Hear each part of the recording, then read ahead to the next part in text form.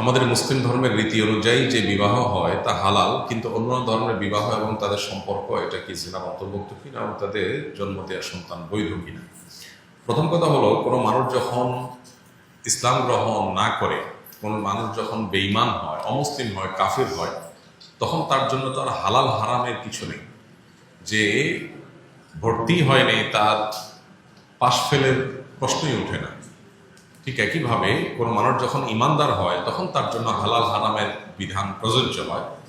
কেউ যখন মুসলমানই না, অন্য ধর্মাবলম্বী, তখন তার সম্পর্ক হালাল বা হারাম এর কোনোটার সাথে সম্পৃক্ত করার প্রশ্নই ওঠে না।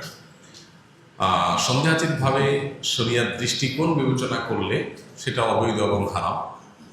তবে কেউ যদি অমুসলিম অবস্থায়, স্বামী স্ত্রী উভয় অমুসলিম ছিলেন, এরপরে তারা ইসলামে দীক্ষিত হয়েছে, যেমনটি সাহাবা একরামের সময় হয়েছে। বহু সাহাবীরা একসময় তারা অমুসলিম ছিলেন, পরবর্তীতে তারা ইসলাম গ্রহণ করেছে। যখন ইসলাম গ্রহণ করেছেন তখন তাদের যে বিবাহের উপরে তারা অটল অবিচল ছিলেন সেটার উপরে তারা অটল অবিচল থেকেছেন। ইসলাম গ্রহণ করার ফলে তাদেরকে বিচ্ছেদ করে দেওয়া হয়নি এবং নতুন করে তাদেরকে আগ্রহ সম্পন্ন করা হয়নি সাহাবীদেরকে, যেহেতু উভয়ে ইসলামে দীক্ষিত হয়েছে।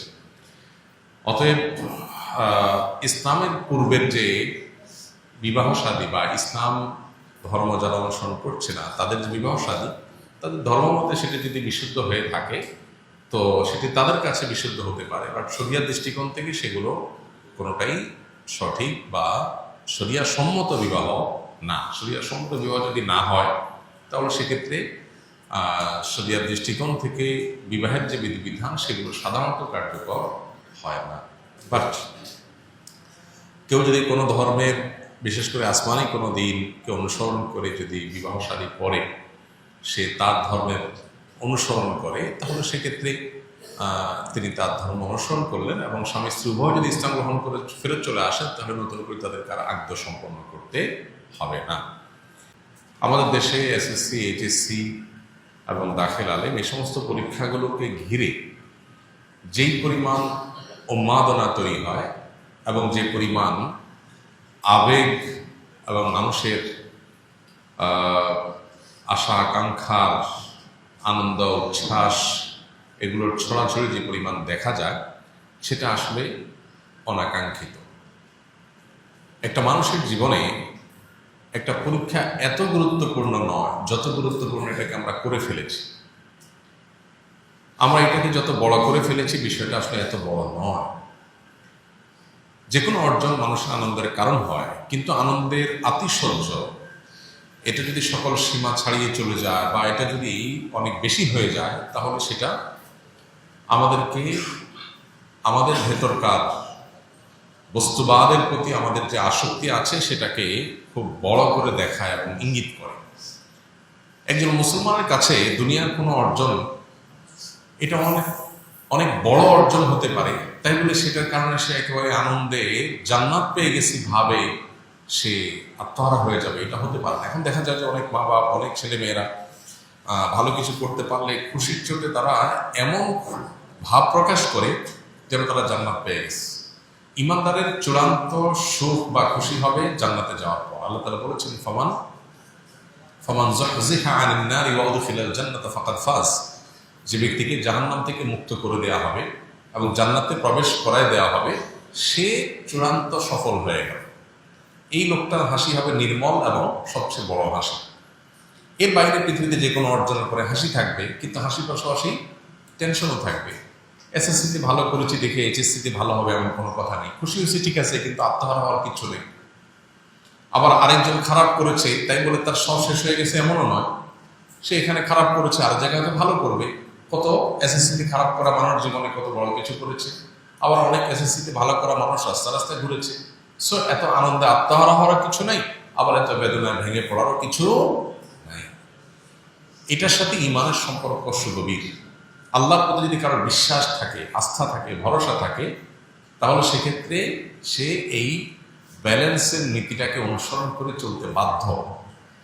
কারণ আল্লাহ কোরআনে বলেছেন, ওয়াসা আন তাকরাহু শাইআন ওয়া হুয়া খায়রুল লাকুম। আমাদের কাছে মনে হচ্ছে খারাপ, কিন্তু সেখানে হয়তো কোনো ভালো লুকায়িত আছে। আবার হতে পারে কোনো কিছু আমার কাছে ভালো মনে হচ্ছে, হতে পারে সেখানে কি আছে, খারাপ লুকায়িত আছে। এই জন্য কোনো পাবলিক পরীক্ষা হোক বা অন্য কোনো পরীক্ষা হোক, এই সমস্ত পরীক্ষা বা যে কোনো অর্জনে আমরা খুশি হব, শুকরিয়া আদায় করব, আল্লাহ আনন্দ প্রকাশ করব, সন্দেহ নাই, কিন্তু সেটা মাত্রাতিরিক্ত যেন না হয়। নিজের ছেলে মেয়ের এসএসসি এইচএসসি পরীক্ষার আনন্দ প্রকাশ করে যদি বাবা মা আত্মহারা হয়ে যান, নাচানাচি শুরু করে দেন, তাহলে এটা দৃষ্টিকটু। আমার সন্তানের নৈতিক বিষয়গুলোতে আমি এতটা সিরিয়াস কিনা, আমার সন্তান A+ পেয়েছে কিনা সেটা নিয়ে আমার যত সিরিয়াসনেস আছে, সে মানুষ হিসেবে A+ হতে পেরেছে কিনা তার নিয়ে আমার কোনো মাথা ব্যথা আছে কিনা, আমার ছেলেটা আজকে ফজর নামাজ পড়তে পেরেছে সেজন্য কি আমি আনন্দ এতটা আত্মহারা হই কিনা, এই প্রশ্নগুলো আমাদেরকে নতুন বিবেচনার দ্বার উন্মুক্ত করে দিবে। এই প্রশ্নগুলো যদি আমরা ভালো করে নিজের কাছে নিজে করতে পারি, তাহলে আমাদের পথ চলাটা জান্নাতের পথে পথ চলা হবে ইনশাআল্লাহ, এবং আমাদের ভুল জায়গা থেকে আমরা সরে আসতে পারবো। তো এই জায়গাটাতে আমার মনে হয় যে আমাদের বড় ধরনের কারোর জায়গা আছে। পৃথিবীর অন্য কোনো দেশে আমাদের দেশের মতো এরকম এসএসসি এইচএসসি এই সমস্ত যে কোনো পাবলিক পরীক্ষায় ছেলে মেয়েদের উত্তীর্ণ হলে সেটা নিয়ে এত উন্মাদনা, এত উল্লাস, এত ফুর্তি, এইভাবে যেভাবে পত্রপত্রিকা মিডিয়া গুলোতে ফলো করে প্রকাশ হয়, পৃথিবীর কোনো দেশে বলেন ফলো করে প্রকাশ হয় না। তো এইটা আমাদের মানসিকতার কারণে হয়, এবং এই মানসিকতার পরিবর্তন হওয়া খুব বেশি জরুরি। আমি এর আগেও বারবার করে বলেছি, আমার ছেলে মেয়েদেরকে পরিষ্কার করে বলা আছে, পরীক্ষায় ভালো ফলাফল করবা তোমরা, অভিভাবকের আমরা অবশ্যই আশা করি। যদি কোনো কারণে তোমার চেষ্টার পরও ফলাফল খারাপ হয়, তাতে কোনো টেনশনের কোনো কারণ নাই, আমরা কেউ বিচলিত হব না, ব্যথিত হব না।